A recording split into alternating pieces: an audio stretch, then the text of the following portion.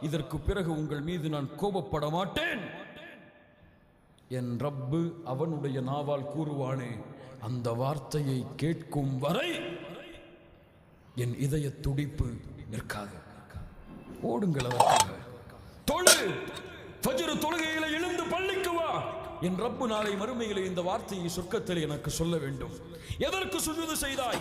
யா அல்லாஹ் இந்த வார்த்தையை கேட்பதற்காக. எதற்கு அழைப்பு பணி செய்தாய்? யா அல்லாஹ் இந்த வார்த்தையை கேட்பதற்காக.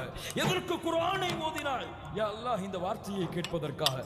இதற்கு மேல் ஒன்றா? ஆம். வயக்ஷிஃபுல் ஹிஜாப், அல்லாஹ் திரையை அகற்றுவாள்.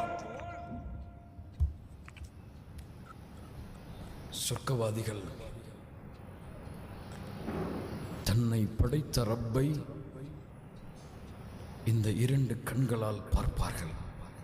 யாரும்